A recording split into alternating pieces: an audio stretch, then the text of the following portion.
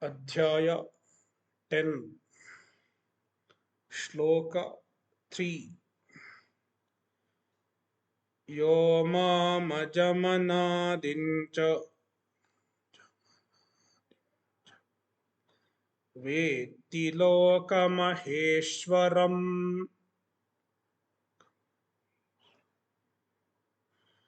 asammudhas samartyeshu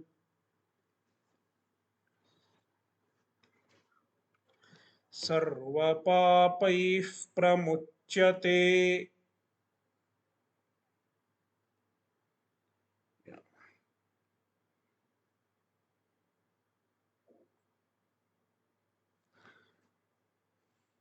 In this chapter, as the name suggests, Bhagavan is going to reveal the greatness of Ishvara.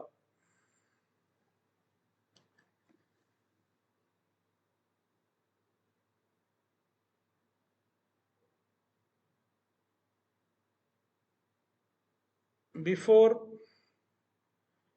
explaining the greatness of Ishvara, Bhagavan is glorifying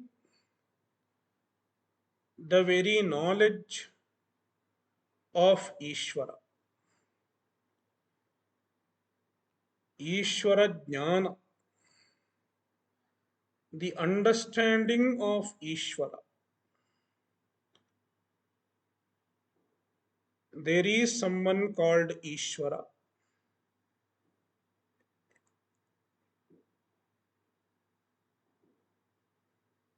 And what is his nature?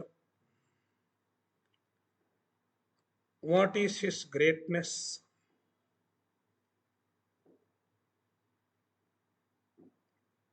Even this understanding, it is not Brahmajnana. Brahmajnana is different.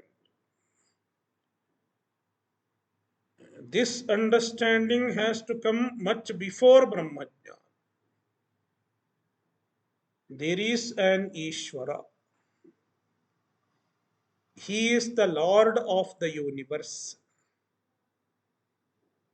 He is all pervasive. He is present in everything.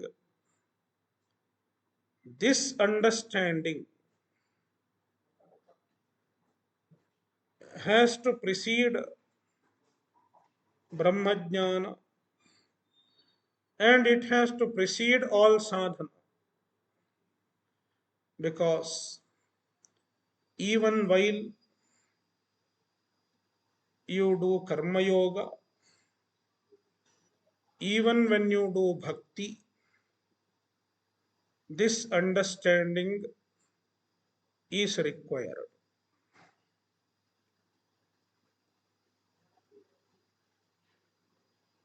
In order to motivate the seeker to open up his mind for this understanding, Bhagavan glorifies this knowledge. Bhagavan glorifies this understanding of Ishvara.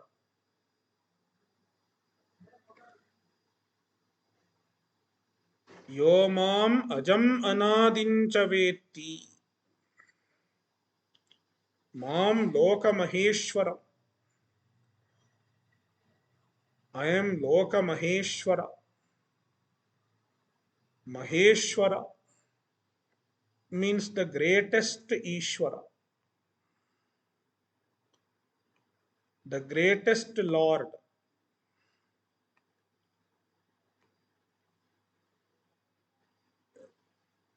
Most often, Ishvara is called Maheshwara or Parameshwara.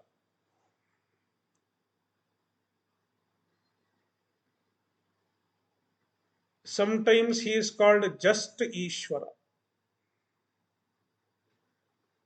Even just Ishvara is enough.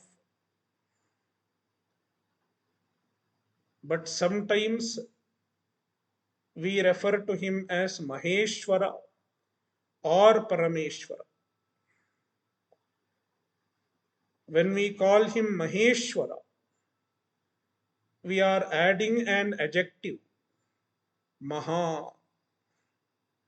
Maha is an adjective. Likewise, Parama is another adjective. Parama Ishvara. Why do we need such adjective?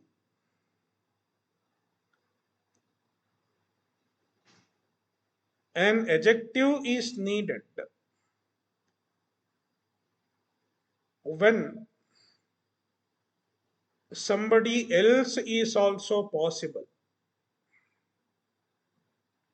For example, if somebody has only one brother, he can just say, my brother is coming, because he has only one brother.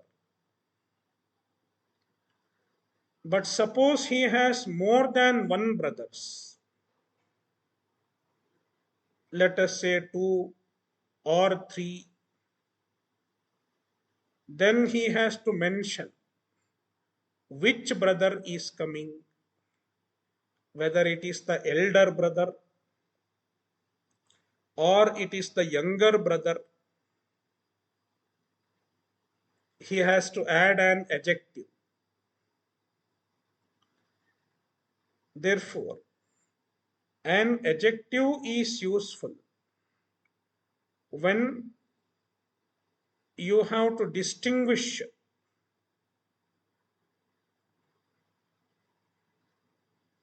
the specific person from somebody else. Likewise, we add Maha or Parama, these two adjectives, to Ishvara, because some other people may also be Ishvara to some extent. For example, the king, even the king is Ishvara. Even the king is a lord.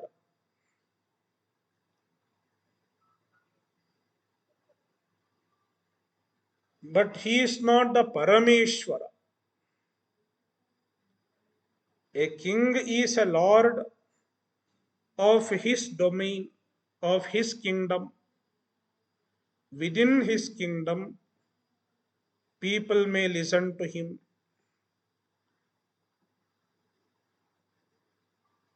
His rule is applicable. Therefore, within his kingdom, a king can be called Ishvara, Lord.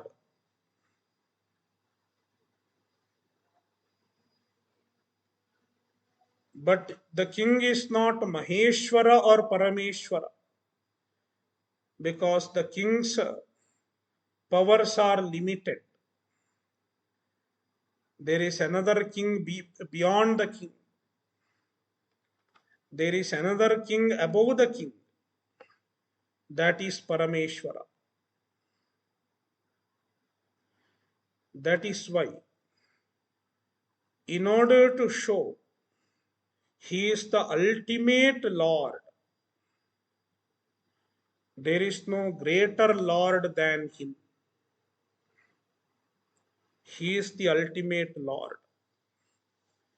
Therefore, we use the adjective Maha Ishvara or Parama Ishvara.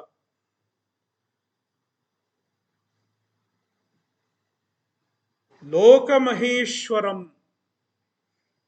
Bhagavan is Lokamaheshwara, the greatest Lord of all the lokas.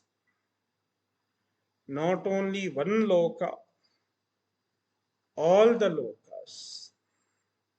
He is the Maheshwara.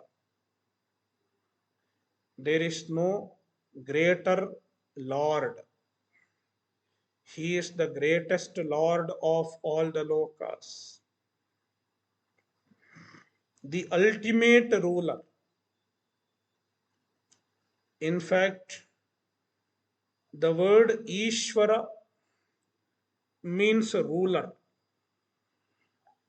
Ish dhatu plus varach pratyaya forms the word Ishvara. Ishvara means ruler. There are other rulers, the king, the local government, and so on. The Ishvara is the ultimate ruler. Therefore, he is called Lokamaheshwaraha. Mam Lokamaheshwaram Ajam Anadincha. He is Aja, no birth. Ishvara does not have a birth.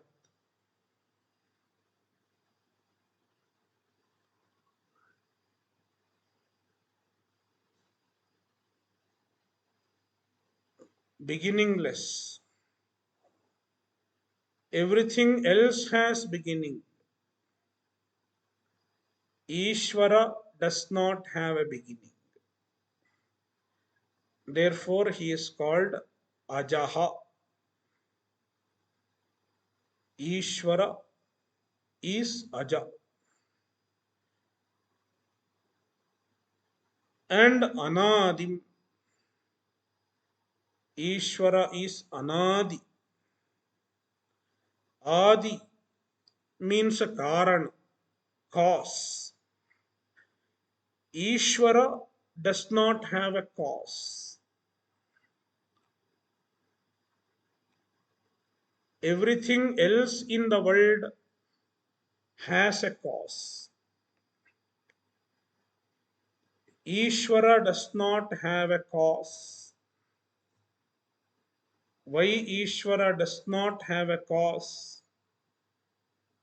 Because he is the cause of everything. The cause of everything cannot have a cause.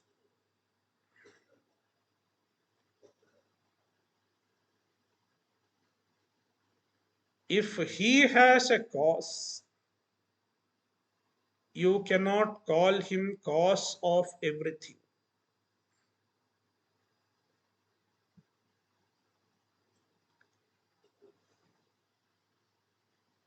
Therefore, Anadim, Ishvara does not have a cause.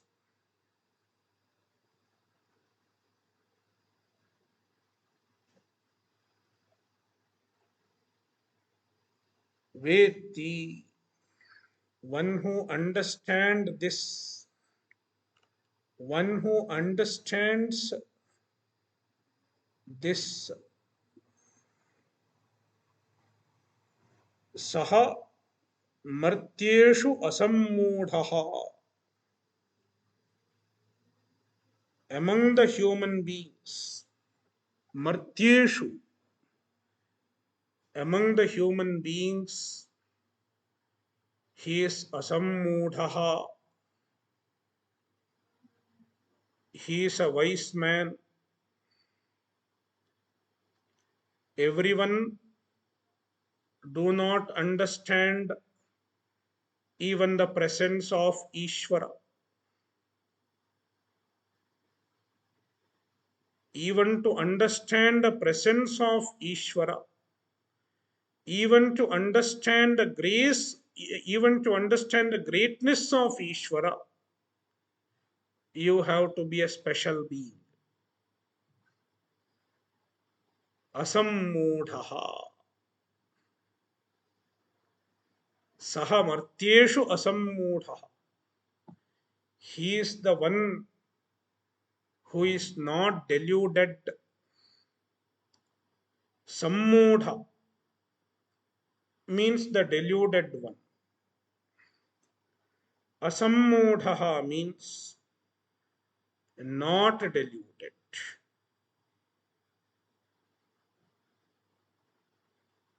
Who is not deluded? One who has clarity,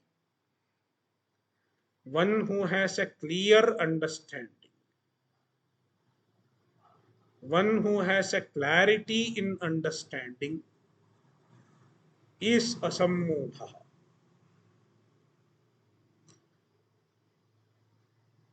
If you have understood there is an Ishvara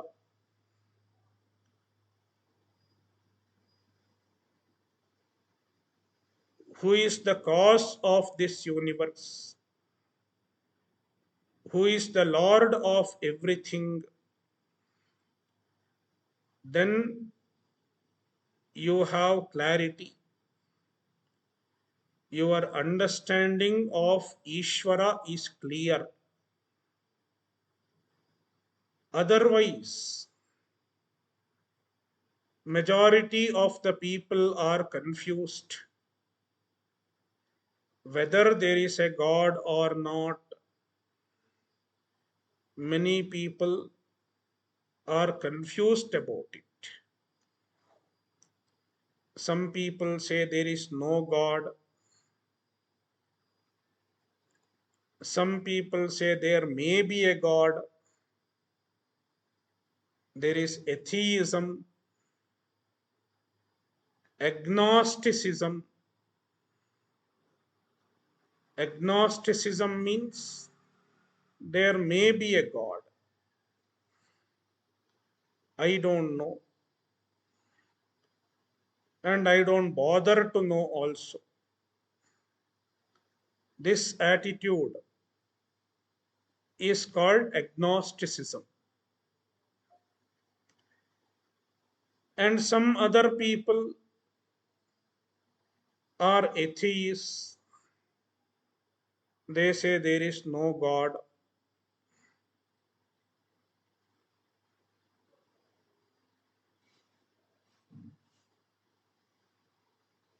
They are sammudha. They are deluded because they are not aware of the presence of Ishvara. The Shastra Pramana is clearly revealing the presence of Ishvara. Despite the Shastra revealing the presence of Ishvara, they are not aware of the presence of Ishvara. Therefore, they are deluded. Whereas one who has employed the Shastra Pramana, one who has Shraddha in the Shastra Pramana, is not deluded because he has a clear understanding of the presence of the Lord. He does not doubt the presence of the Lord.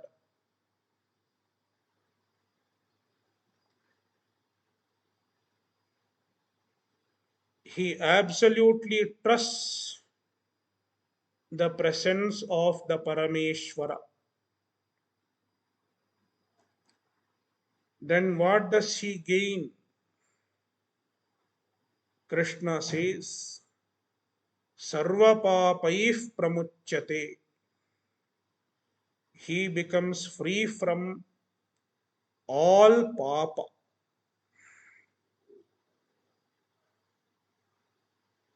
all the papas. Madhusudana Saraswati says all includes the papa that are deliberately done also.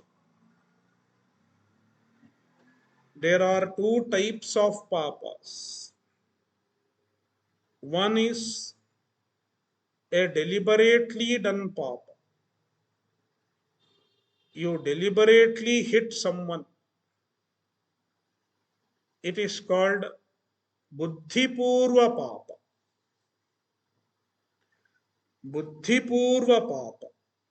Buddhipurva means you have thoughtfully done the papa. Knowing fully well I am doing this papa, you have done the papa, then it is Buddhipurva papa. Another is Abuddhipurva papa. You have not thoughtfully done. You have not deliberately done. It just happened.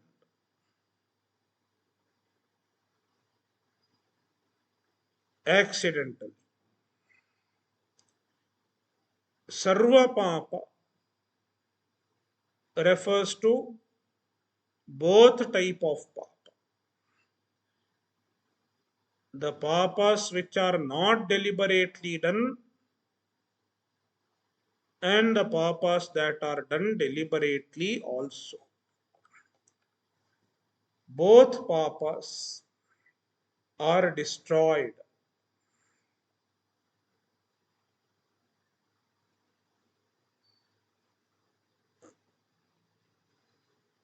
And this does not happen with the Brahmajnana. Even before Brahmajnana, this happens.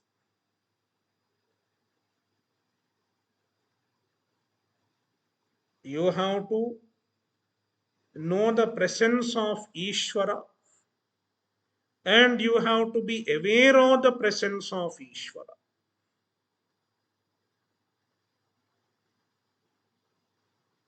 Being awake to the presence of Ishvara.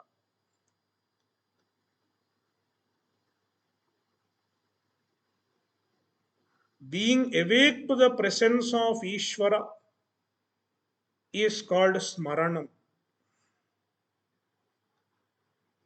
What is Smaranam? In Bhakti, Smarana plays a very important role. What does Smarana mean? Smarana means remaining awake to the presence of Ishvara.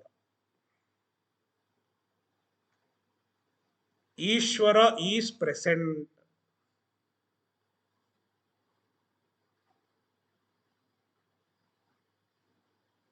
We generally hear this statement. Ishvara is there. God is there. Even though we hear this, most often we forget the fact that there is Ishvara. When we do the transaction, when we deal with someone, when we deal with the problems in life, or when we enjoy the life,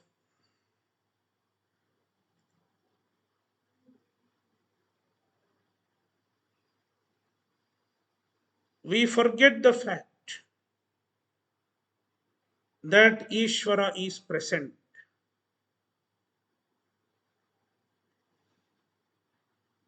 Therefore, one has to make effort to remember the presence of Ishvara, and such effort The effortful remembrance or the presence of Ishvara is called smarana. Smarana can be done in any way. Generally, it is done through namasmarana. Namasmarana means you are taking help of the name, any name of Ishvara, and repeat the name. If you repeat the name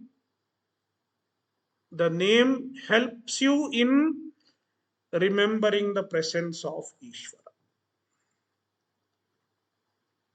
It is not just remembering the name. Namasmarana does not mean just remembering the name. Through the name, you are remembering the presence of Ishvara. You are remaining awake to the presence of the Lord.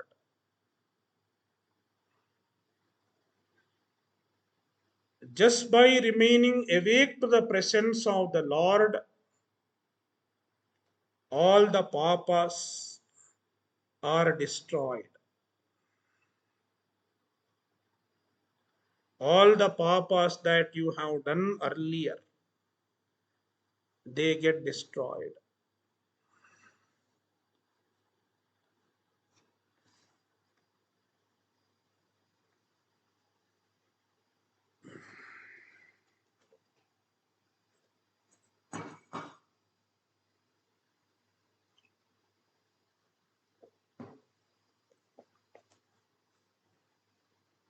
Shloka 5, sorry, Shloka 4, 4 and 5. We will read these two shlokas together because they form one single sentence. Shloka 4 and 5.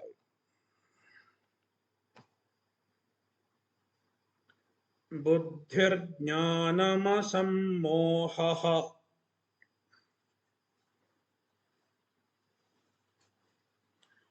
क्षमा सत्यन्दमः शमः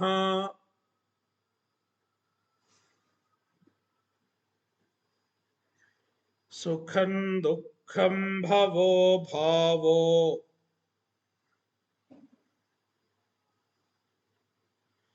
भयं च भयमेव च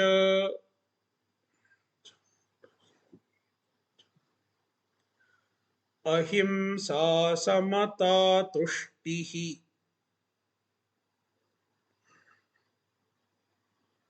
तपोदानं यशो यशः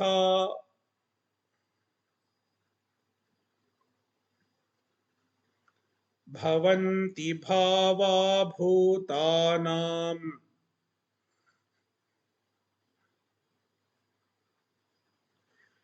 मत्त एव पृथग्विधाः.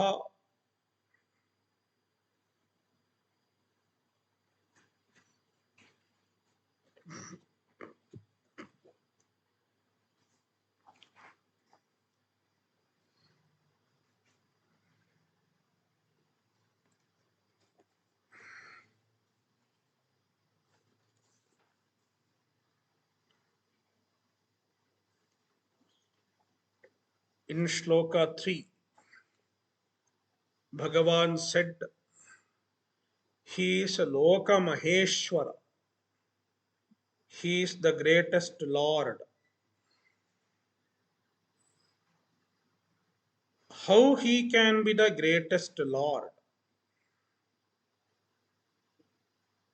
What makes him the greatest Lord?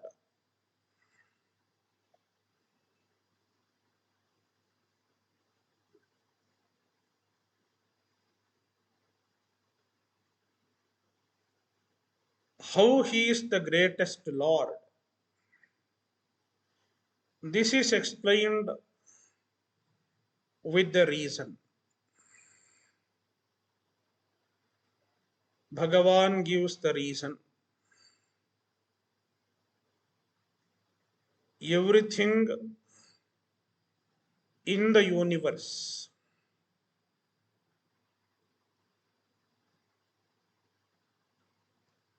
emerges from the Ishvara, emerges from the Bhagavan.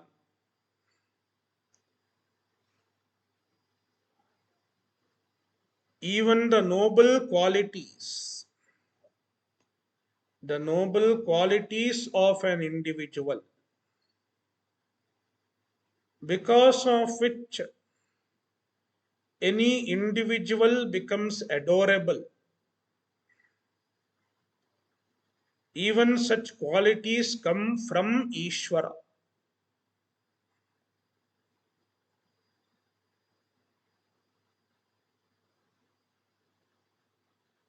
For example, if someone has more knowledge than the others in any field, he is naturally adored, naturally respected, revered by the other people.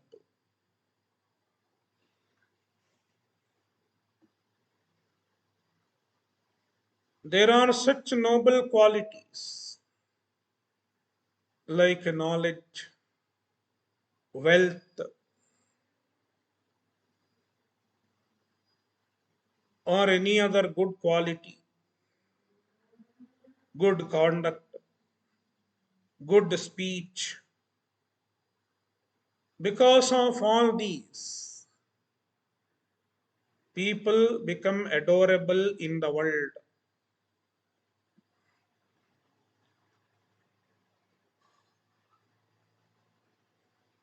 Even those qualities come from Ishvara. The source of all those qualities is none other than Ishvara. Therefore, if anybody in the world becomes adorable, it is because of Ishvara.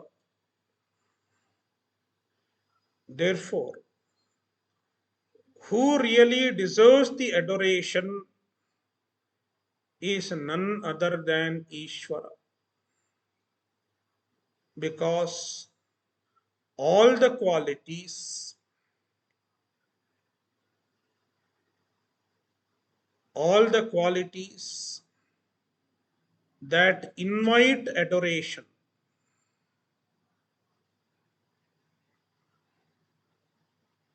belong to the Ishvara.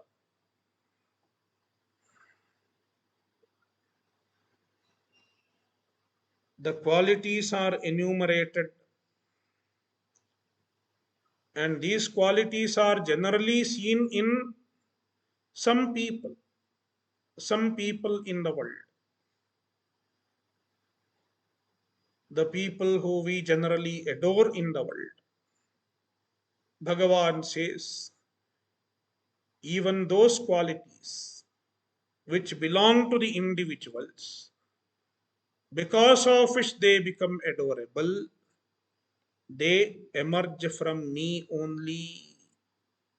I am their source. Therefore, Ishvara is the most adorable, or rather, the only adorable. Even if you adore someone, even if you respect someone, in reality, it is the Ishvara in him or her that you are respecting. It is the Ishvara in him or her that you are adoring.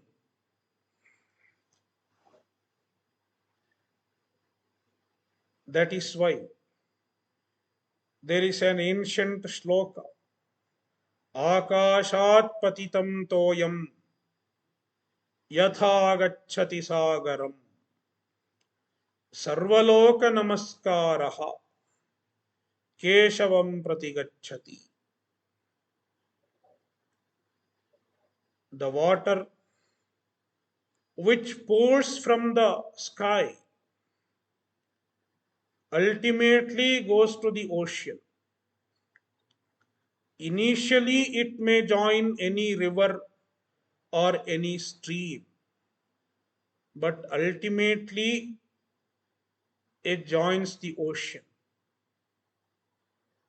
It may come through the river Ganga, or it may come through the river Yamuna, or it may come through the river Kaveri, but ultimately, it goes to the ocean alone. Likewise, all the namaskar, all the adoration that we do, all the respect that we offer, all the worship that we offer ultimately goes to Ishvara, ultimately goes to Keshava, because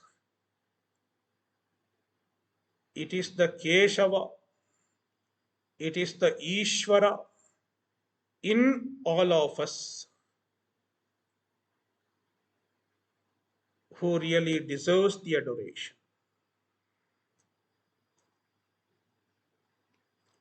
Buddhi, Buddhi in this context refers to the special ability of our mind to grasp subtle ideas, the ability of the intellect to grasp subtle ideas is called buddhi.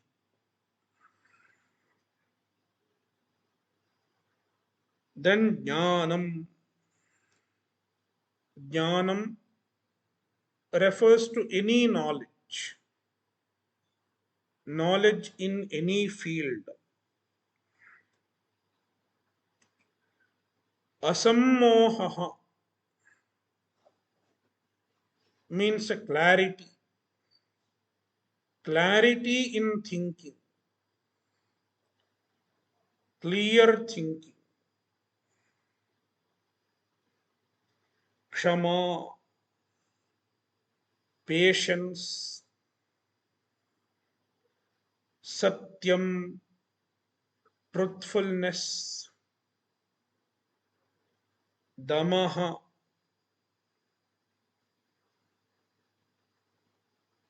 mastery over the senses, indriya nigraha is called dama, and shamaha meaning manonigraha, mastery over the mind, sukham, pleasure,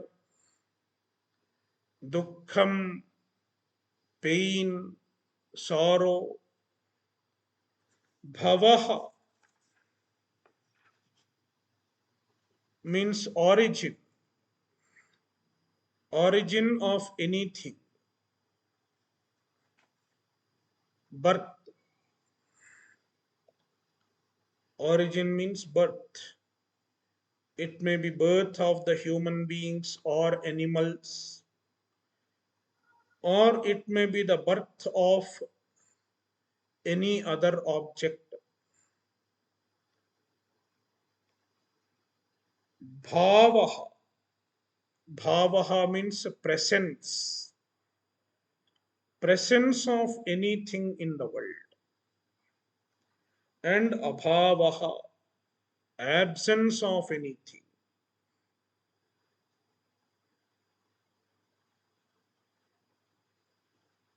Bhayam, fear, and abhayam, fearlessness.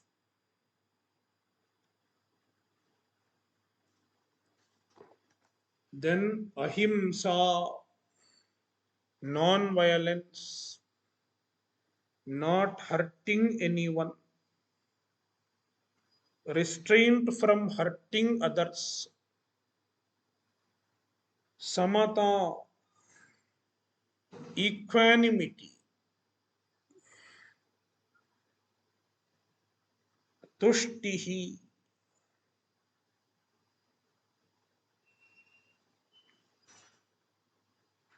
contentment, being satisfied with what one has, tapaha, tapas, austerity. Madhusudana Saraswati describes tapas. Shastriya margena kayendriya shoshanam. Tapaha means mortification. Mortification of the body and the senses.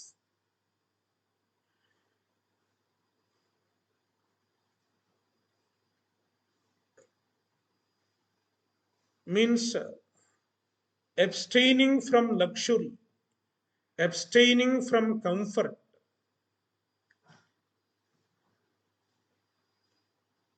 The comfort can be either the bodily comfort or the comfort of the senses.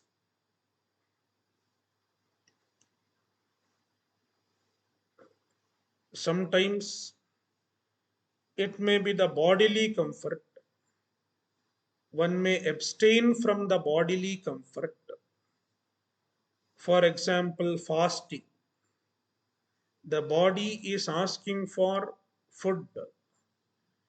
You don't give food for a day, or you don't give sleep for a night, like a Shivaratri, Jagarana. It is also a tapas because for a night you are foregoing the bodily comfort.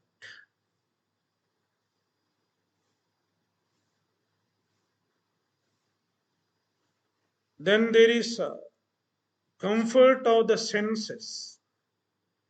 Abstain from sense comfort. It is also a type of tapas.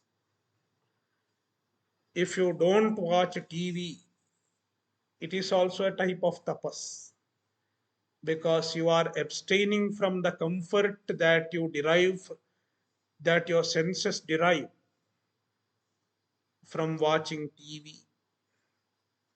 And nowadays there is the concept of digital fasting. Digital fasting means for a while you keep away from the electronic gadgets, smartphone, computer, etc. Reduce the screen time. Say for a day, I will not, for a few hours at least, I will not use the mobile phone.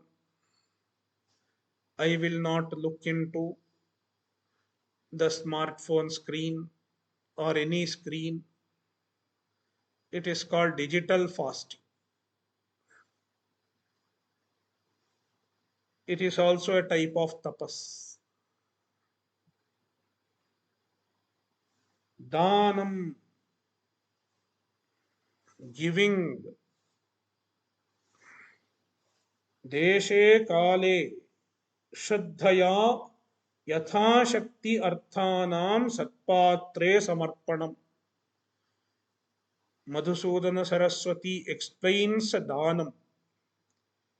Dana should happen at the right place and the right time.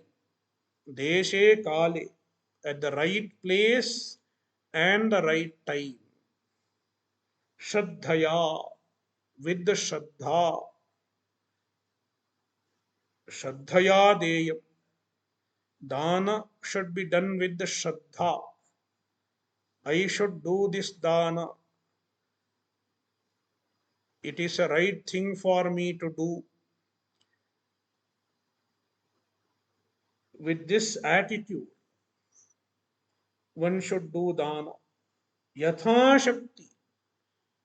Dana should be done Yatha Shakti. In accordance with one's capability. If I am able to give 10,000 rupees and I give 2 rupees, it is not a proper dana.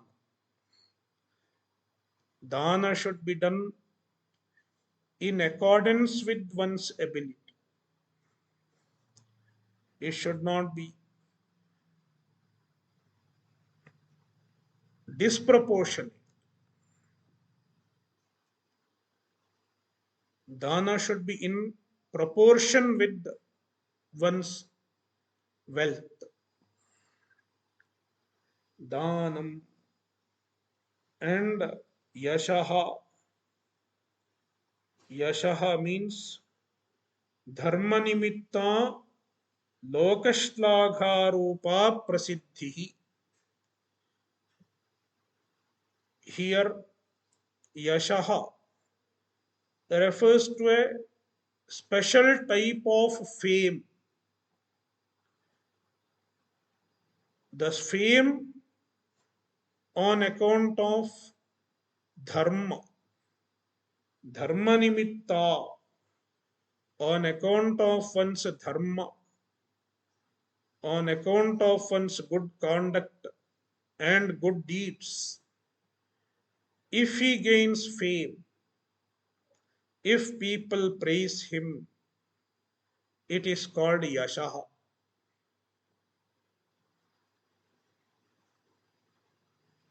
And then ayashaha, ill fame. What brings about ill fame? Adharma nimitta, on account of adharma, somebody gets an ill fame. Then it is called ayashaha. So, ete bhavaha, all these entities, all these qualities that are mentioned in these two shlokas, prithagvidhaha, they are of different type,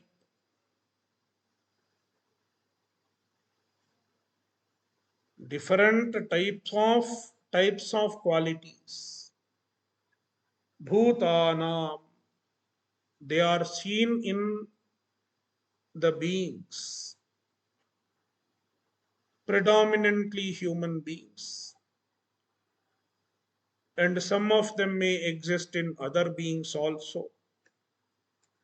They belong to the beings, they belong to the jivas. But where do they come? What is their source? Even though they are visible in the jivas, even though they are seen in the jivas, they have come from the Ishvara himself. Mattaha eva, they come from Ishvara alone. Mattaha eva bhavanti, they come from Ishvara alone. Ishvara alone is their source. Nobody else is their source. This indicates the greatness of Ishvara. Adhyaya 10, Vibhuti Yoga.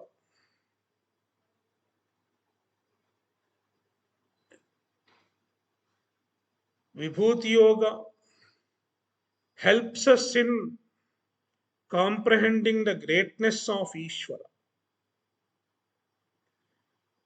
comprehending the glory of Ishvara.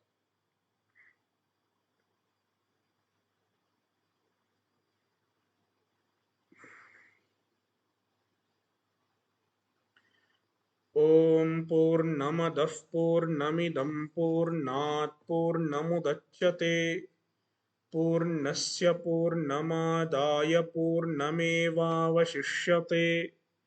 Om Shanti Shanti Shanti.